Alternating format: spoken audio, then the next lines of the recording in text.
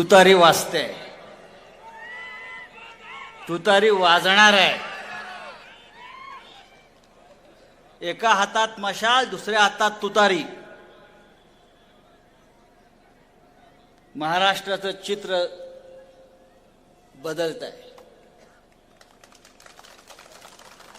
आदरणीय देशाचे तरुण तडफदार नेते शरद पवार साहेब, ते तरुण की आम्ही तरुण. माननीय जयंतरावजी पाटील, एकनाथराव खडसे, माननीय खासदार अमोल कोल्हेजी, कशावर?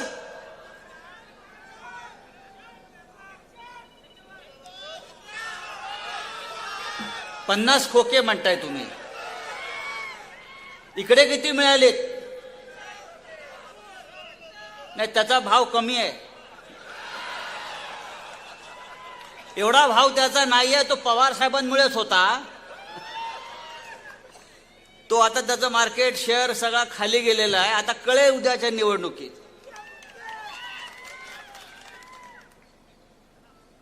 असे गद्दार येतात आणि जातात. इतिहास गद्दारांचा लिहिला जात नाही, लढणाऱ्यांचा लिहिला जातो. आज जे व्यासपीठावर आहेत, आज जे समोर बसलेले आहेत, ते उद्या घडणाऱ्या इतिहासाचे साक्षीदार आहेत. संघर्ष आणि स्वाभिमान हा महाराष्ट्राचा बाणा आहे. दिल्ली पुढे झुकणाऱ्यांची आमची जात नाही, अजिबात नाही. प्रचंड सभा इथे होते आणि या प्रचंड सभेला अनेक नेत्यांनी मगाशी मार्गदर्शन केलेलं आहे. मला खात्री आहे की आपण सगळे येथून एका विचारानं बाहेर पडू. ही सभा एक निर्धार नक्की करेल की या लोकसभा मतदारसंघामध्ये शरद पवार साहेब जो उमेदवार देतील तो आपल्याला दिल्लीला पाठवायचा आहे.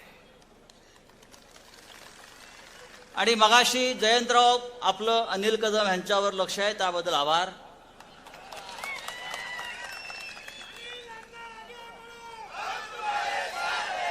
त्यांच्यावर असंच लक्ष असू द्या,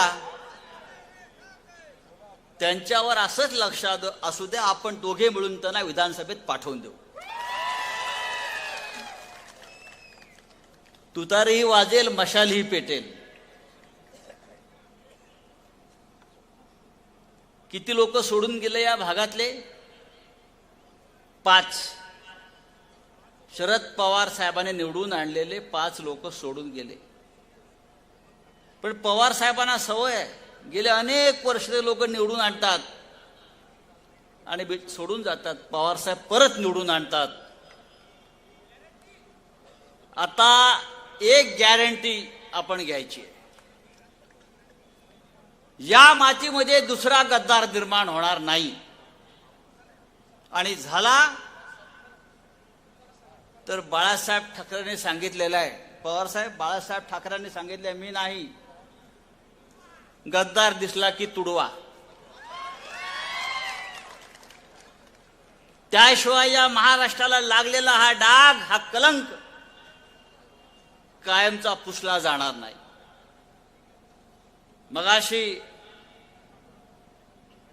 अमोल कोल्हे साहेबांनी इतिहासाचे अनेक दाखले दिले. इतिहास तेच सांगतो छत्रपती शिवाजी महाराजांचा, गद्दारीला माफी नाही.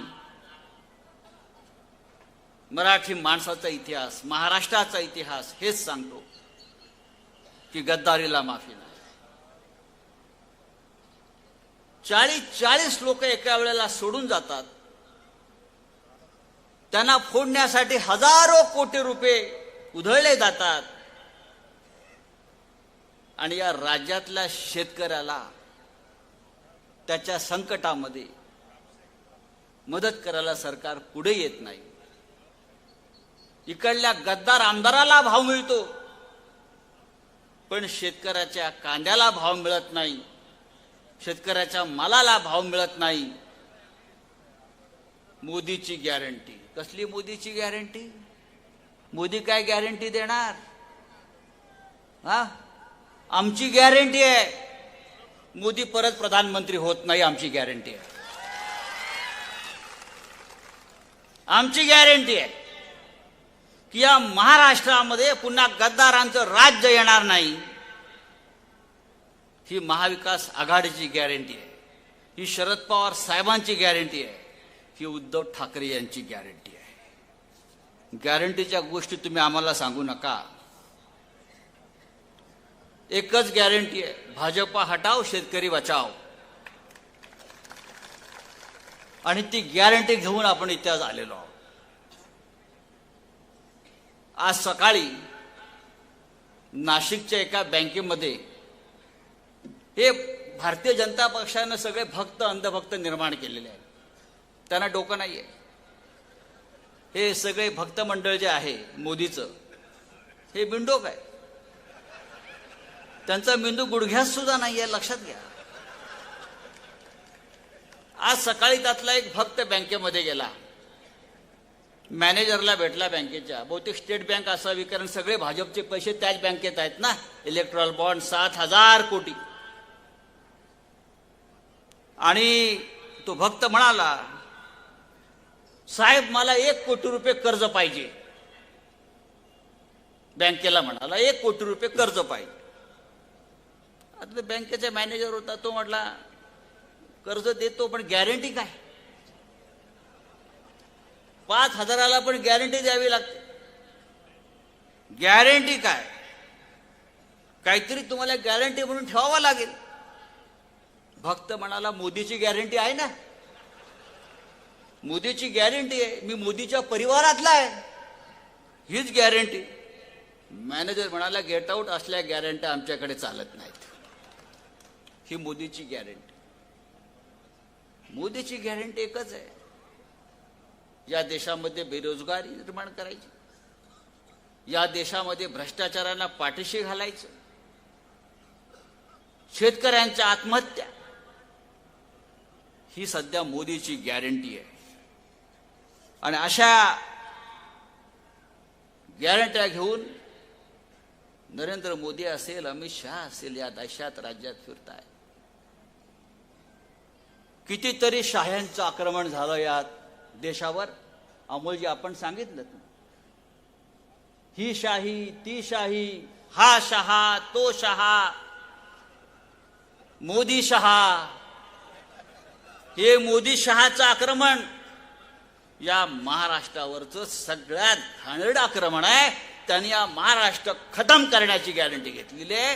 हा मराठी माणूस, त्या मराठी माणसाचा स्वाभिमान अभिमान खतम करण्याची गॅरंटी घेऊन ही मोदी आणि अमित शाही या राज्यावर चाल करून आलेली आहे. आणि म्हणून आपल्याला सगळ्यांना या वेळेला कोणतीही चूक न करता डोकं शांत ठेवून, डोकं ताळ्यावर ठेवून मतदान करायचं. कोणी असेल, महाविकास आघाडीचा जो उमेदवार असेल तो आपला उमेदवार आहे. मग तो राष्ट्रवादी काँग्रेसचा असेल, तो शिवसेनेचा असेल, तो काँग्रेसचा असेल. या देशामध्ये रामाच्या नावावर आता मतं मागितली जाते. अरे बाळासाहेब ठाकरे नसते तर अयोध्येत राम मंदिर उभंच राहिलं नसतं, आपल्याला माहिती आहे. बाळासाहेब ठाकरे होते, आम्ही सगळे होतो तिथे. म्हणून मोदीला त्या रामाचं मंदिराचं उद्घाटन प्राण प्रतिष्ठा करतात. एक लक्षात घ्या, मतं मागायची असतील तर तुम्ही केलेल्या विकासाच्या नावावर मागा. तुम्ही काय काम केलंय त्याच्यावर मागा.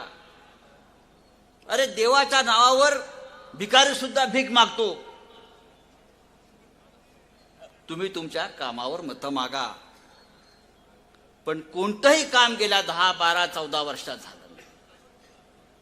काल एक कायदा घेऊन आले या देशामध्ये, CAA, भारतातल्या नागरिकत्वाच्या संदर्भात एक सुधारणा केली आणि परदेशातले जे अल्पसंख्याक आहेत, अफगाणिस्तान, पाकिस्तान, बांगलादेश, म्यानमार, येथे जे आपले लोक आहेत त्यांच्यावर जर अत्याचार होत असेल तर त्यांना या देशामध्ये नागरिकत्व देण्याचा अधिकार कायदा नरेंद्र मोदींनी काल केला. साधारण 1 ते 1.5 कोटी लोक विदेशातून आता भारतामध्ये येणार. हा एक निवडणुकीचा जुमला आहे. येऊ द्या, पण जे इथे आहेत 140 कोटी, त्यातले 40 कोटी मुलं आजही कुपोषित आहेत, 27 कोटी बेरोजगार आहेत, शेतकरी संघर्ष करतोय, त्यांच्याविषयी बोला. नवीन 1 कोटी तुम्ही आमच्या उरावर टाकताय. गेल्या 14 वर्षामध्ये मोदीच्या काळामध्ये तुम्ही नवीन आणताय. मोदीच्या काळामध्ये 18 लाख लोकांनी देश सोडला. ते परदेशात गेले. ते का गेले? तुमच्या जुलमाला, तुमच्या अत्याचाराला कंटाळून व्यापारी आणि उद्योगपती या देशातून बाहेर पडलेला आहे. तुम्ही त्यांच्याविषयी का बोलत नाही? पण प्रत्येक वेळेला निवडणूक आली की एक नवीन जुमला करायचा. कधी राम मंदिर, कधी पुलवामा, कधी CAA, कधी आणखीन काही. पण या सगळ्याला आता आपल्याला उत्तर द्यावं लागेल आणि आपल्याला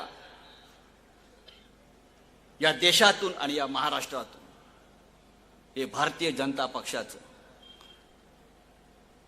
ढोंगी लोकांचं राज्य खतम करावं लागेल. नरेंद्र मोदी काय आहे? 1 नंबरचा खोटारडा माणूस आहे. तुम्हाला माहिती आहे, रोज खोटं बोलतो, रोज एक खोटं बोलतो आणि त्याचे भक्त लोक टाळ्या वाजवतात. मी परवाच सांगितलं भोरच्या सभेत, जलद गतीनं फेकाफेकी करणारा माणूस म्हणून याला ऑलिम्पिकमध्ये मेडल द्यायला पाहिजे. काय फास्ट फेकाफेकी करतो हा माणूस. म्हणजे एवढा फेकाफेकीचा अनुभव गेल्या 14 वर्षात त्याने जो घेतलेला आहे, त्याच्यामुळे फेकाफेकीचा एक खेळ म्हणून ऑलिम्पिकमध्ये या खेळाला प्राधान्य दिलं पाहिजे. जाईल तिकडे खोटं बोलतात. चहा विकला म्हणे, कुठल्या तरी रेल्वे प्लॅटफॉर्मवर चहा विकत होता. तो जेव्हा चहा विकत होता हे महाशय, तेव्हा तो प्लॅटफॉर्मच अस्तित्वात नव्हता. त्या गावात रेल्वेच आलेली नव्हती आणि म्हणे तिथे चहा विकत होते. परवा कलकत्त्याला गेले आणि म्हणाले, मी लहान असताना कलकत्त्यात मेट्रो पाहायला आलो होतो आणि मला मेट्रोचं फार आकर्षण होतं. या मोदीचा जन्म झाला 1950 साली. कलकत्त्यामध्ये मेट्रो आली 1985 साली आणि हे लहान असताना कलकत्त्यात मेट्रो पाहायला गेले होते. तेव्हा मोदीचं वय होतं 38 वर्ष. 38 वर्षाचा माणूस हा लहान होता. हे आपले देशाचे पंतप्रधान नरेंद्र मोदी. अशा माणसाला आपण परत देशाचे प्रधानमंत्री करायचं का? हा विचार या देशाच्या जनतेने करायचा आहे. निफाडला ही सभा होते. ही द्राक्षाची पंढरी म्हणून ओळखली जाते. गेल्या काही दिवसामध्ये या निफाडच्या शेतकऱ्यांवर, द्राक्ष उत्पादकावर कितीतरी मोठं आसमानी संकट आलं. कोण आलं का आपल्या मदतीला? कोणी आलं नाही. देशाचे कृषी मंत्री जेव्हा शरद पवार साहेब होते, आजही लोकांना वाटतंय या देशामध्ये की कृषी मंत्री शरद पवारच आहेत. हे त्यांचं बोल. या देशाला कृषी मंत्री कोण आहे माहीत नाही. या महाराष्ट्रात कृषी मंत्री कोण अजून कोणाला माहीत नाही. आम्ही देशात फिरतो, लोकांना वाटतं अजूनही शरद पवारच कृषी मंत्री आहेत. इतकं प्रचंड काम कृषी मंत्री म्हणून माननीय पवार साहेबांनी या देशात करून ठेवलेलं आहे. इथे मोठ्या प्रमाणामध्ये गावी साहेब आपला लाल बावटा आहे. ही आनंदाची आणि अभिमानाची गोष्ट आहे. सगळे कष्टकरी शेतकरी एकत्र आलेले आहेत आणि आपण सगळ्यांनी मिळून भविष्यामध्ये उद्याच्या निवडणुकांमध्ये एक फार मोठी लढाई लढून या राज्यातून आणि या देशातून हुकुमशाही आणू पाहणारं, एकाधिकारशाही आणू पाहणारं, ढोंग आणि खोटेपणाचा पुरस्कार करणारं सरकार उलथवून टाकूया ही शपथ घेऊया. जय हिंद, जय महाराष्ट्र.